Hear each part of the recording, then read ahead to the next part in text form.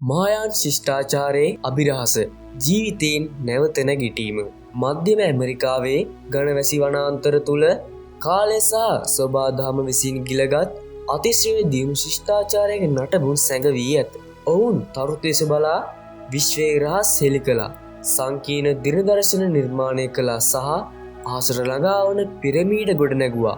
ඔවුන් මායාවරුන්ය. සියවස් ගණනාවක් පුරා අභිරහසකින් නැසී ගිය මෙම ශිෂ්ටාචාරය හදිසියේම අතුරු දන්නුනේ ඇයි? ඔවුන්ගේ දැනුම හා බලය පිටුපස ඇති රහස කුමක්ද? ඔවුන්ගේ බිඳ වැටීමෙන් පසු නැවත නැගිටීමක් සිදු වූවාද? අද අපි ලෝක දැනුම තුලින් ගෙන එන්නේ මායාවරුන්ගේ ශිෂ්ටාචාරයේ අභිරහසයි. ඔවුන්ගේ ජීවිතය සහ ඔවුන්ගේ පුනර්ජීවනය පිළිබඳව කතාව සොයා යමු. රැඳී සිටින්න කුතුහලයෙන් පිරුණු මේ වීඩියෝවේ අවසාන තප්පරයේ තෙක්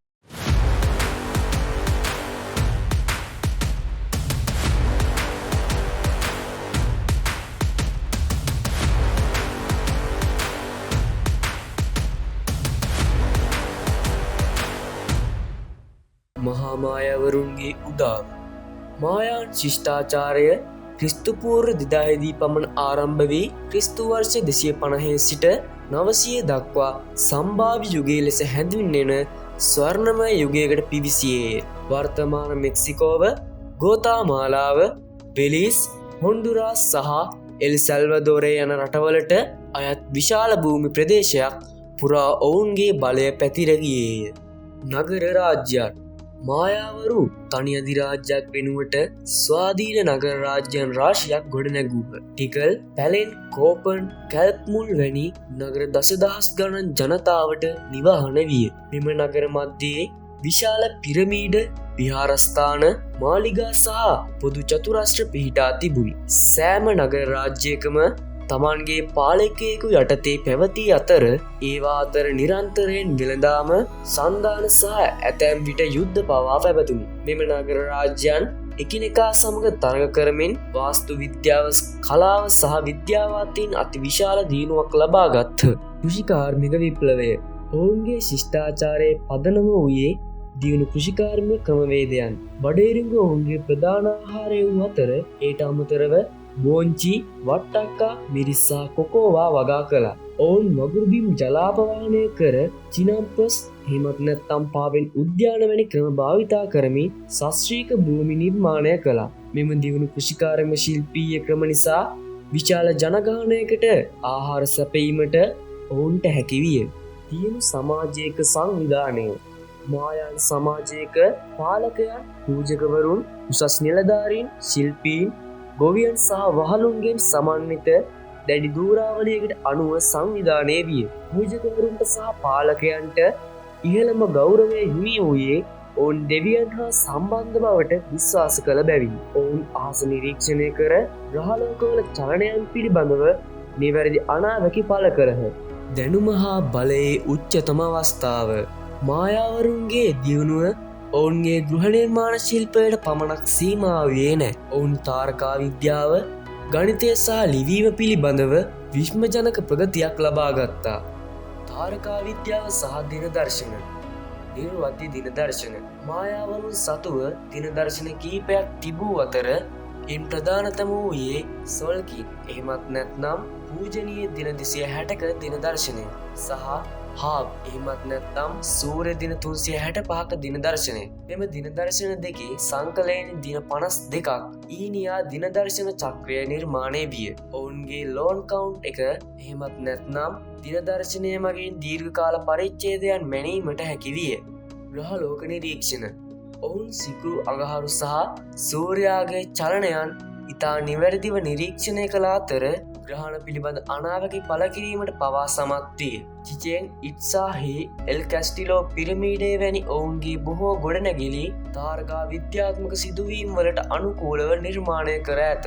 වසන්ත විෂුවස් දින සූර්යා බැස යන විට පිරමීඩයේ පඩිපෙළ මත සර්පයෙකුගේ සෙවණැල්ලක් දිස්වීම වැනි දෑ මේ සඳහා කදිම උදාහරණ වේ. ගණිතය. මායාවරුන් බිඳුව, එහෙමත් නැත්නම් 0 සංකල්පයේ මුලින්ම භාවිත කළ ශිෂ්ටාචාර අතරින් එකකි. ඔවුන්ගේ ගණිත ක්‍රමය විශ්ව පාදක ක්‍රමයක් විජසිමල් සිස්ටම් වූ අතර සංකීර්ණ ගණනය කිරීම සඳහා ඉඩ සැලසීය. ඔවුන්ගේ සංකේත උදාහරණ විදිහට තීරු තිත් සහ බිඳුව. ඉතා සරලවද ඒවා භාවිත කරමින් විශාල සංඛ්‍යා නිරූපණය කිරීමට ඔවුන්ට හැකි විය. මෙම දියුණු ගණිත ක්‍රමය ඔවුන්ගේ තාර්කා විද්‍යාත්ම ගණනය කිරීම සඳහා අත්‍යවශ්‍ය වේ. ලේඛන කලාව මායාවරුන් හයිග්‍රෝග්ලිෆික් ලේඛන ක්‍රමයක් භාවිත කළ අතර එය මෙසෝ ඇමරිකාහි වඩාත්ම දියුණු ලේඛන ක්‍රමය විය. ඔවුන්ගේ ලේඛන විහාරබිත්ති ස්තම්භ පිඟන් භාණ්ඩ සහ කඩදාසි පොත්පත් මත දක්නට ලැබි. මෙම ලේඛනවල ඔවුන්ගේ ඉතිහාසය ආගම තාර්කා විද්‍යාව සහ පාලකයන්ගේ ජීවිත කටා අඩංගුයි. කෙසේ වෙතත් ස්පාඤ්ඤ ජාතිකයන් පැමිණි පසු මෙම පොත්පත් බොහොමයක් විනාශ කරන ලදී.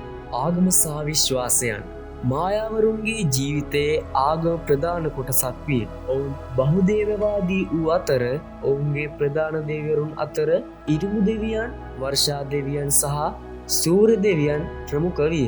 ඔවුන් මිනිස් බිලි පූජා සිදු කළ අතර එයින් දෙවියන් සතුටු කිරීමට සහ විශ්වයේ සමතුලිතතාව පවත්වා ගැනීමට අත්‍යවශ්‍ය බව විශ්වාස කළා. ක්‍රීඩා විශේෂයෙන්ම මෙසෝ ඇමරිකානු බෝල් ගේම් යනු ආගමික වැදගත්කමක් ඇති ක්‍රීඩාවක් වූ අතර ඒ චාරිත්‍රානුකූලව සිදු කරන ලදී. අභිරහස් බිඳ වැටීම ක්‍රිස්තු වර්ෂ 900 දී පමණ ඔවුන්ගේ ස්වර්ණමය යුගයේ උච්චතම අවස්ථාවේදී මායාන් ශිෂ්ටාචාරය හදිසියේම බිඳ වැටීමට පටන් ගත්තා.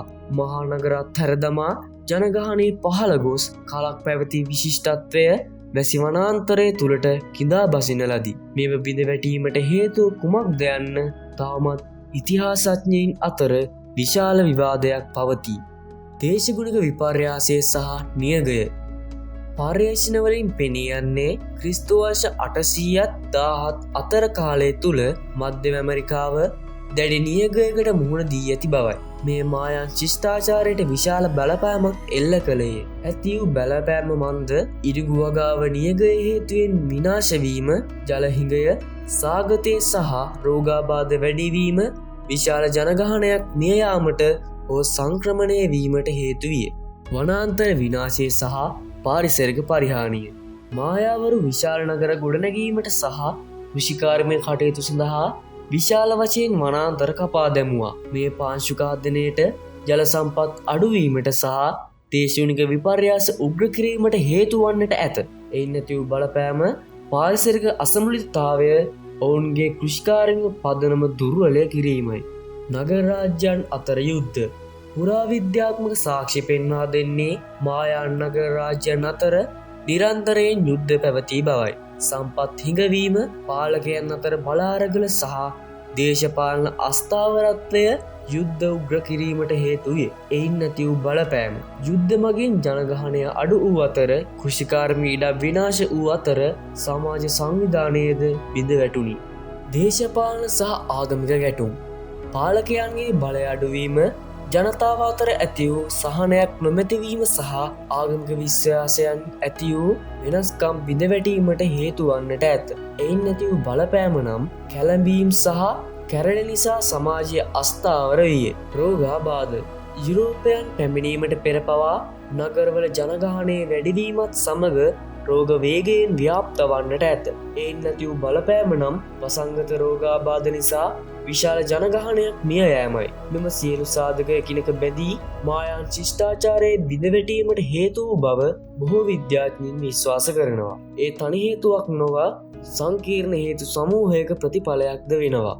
මායාවරුන්ගේ පුනර්ජීවනය මායාන් ශිෂ්ටාචාරයේ බිඳවැටුණා යැයි පැවසුවද ඒ සම්පූර්ණයෙන්ම අතුරුදහන් වූයේ නැත. දහස් ගණනක් වූ මායාන් ජනතාව අදටත් මධ්‍යම ඇමරිකාවේ ජීවත් වෙති. ඔවුන්ගේ පෞරාණික දැනුම, භාෂාව, සම්ප්‍රදායන් සහ සංස්කෘතියන්ද අදටත් සුරැකී පවතී.